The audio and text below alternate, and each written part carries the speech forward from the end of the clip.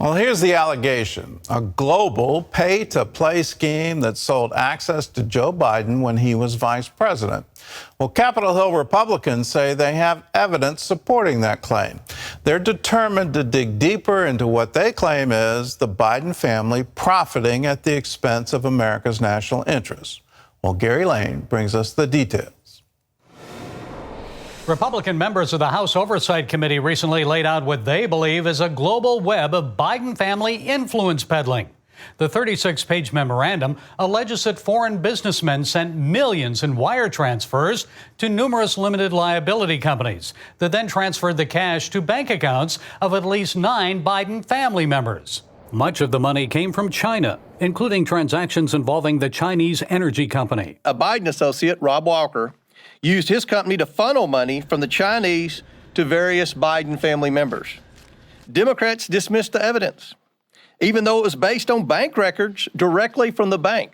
Hunter Biden's representatives claimed the money was, quote, good faith seed funds, but could not explain why those funds had to go through an intermediary in what appears to be an attempt to hide the transfers from the Chinese. The Republicans contend that subpoenaed bank records show the chairman of the now-defunct CEFC company, Ye Jianming, gave Hunter Biden a 3-carat diamond ring worth $80,000.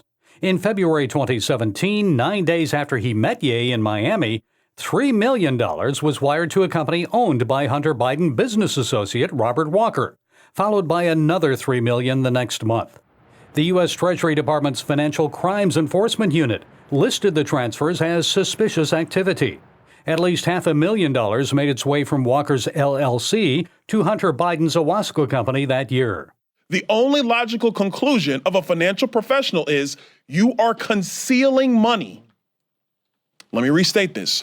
You are concealing money from either the IRS or from credit agencies or from other people in general. That's the only reason you set up a structure like this.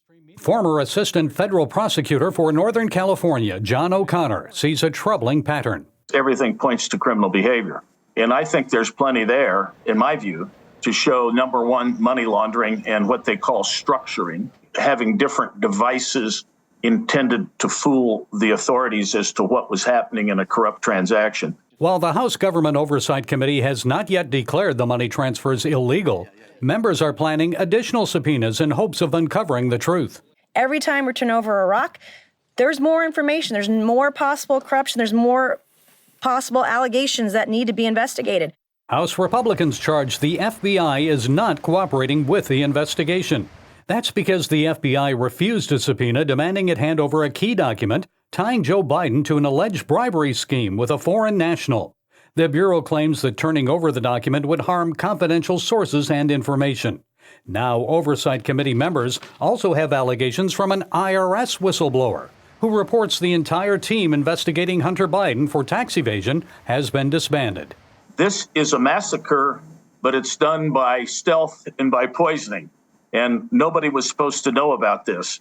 And it really is very bothersome. That's another thing that I think is well within the congressional purview to investigate, because that itself is a form of obstruction of justice. Comer also contends that bank records show Biden family members received a transfer of $1 million from Romanian businessman Gabriel Papaviciu when Joe Biden served as vice president.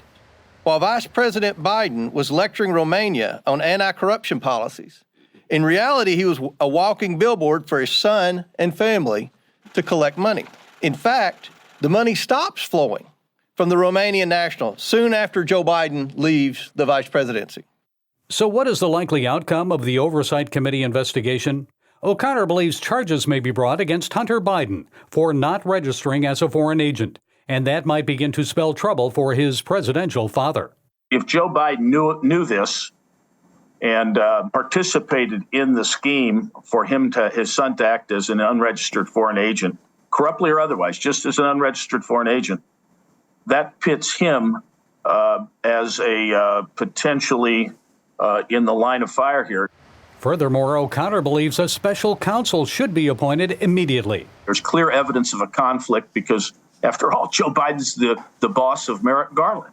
So you have to appoint one. The public is likely to support the appointment of a special counsel.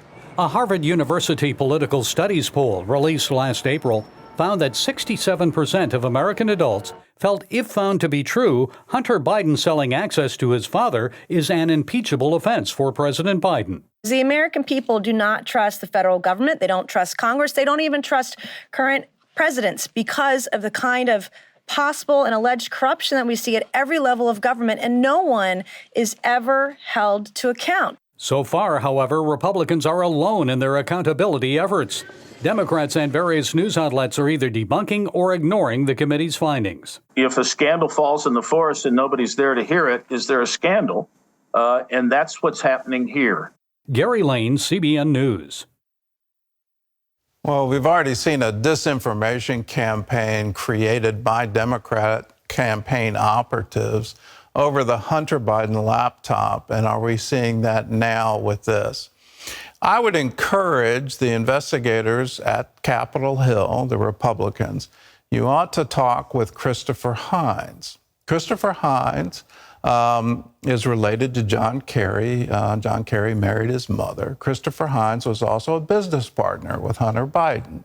They both went to Yale Law School together. They were together on the famous trip of John Kerry and Joe Biden when they were both, John Kerry was Secretary of State, Joe Biden was Vice President.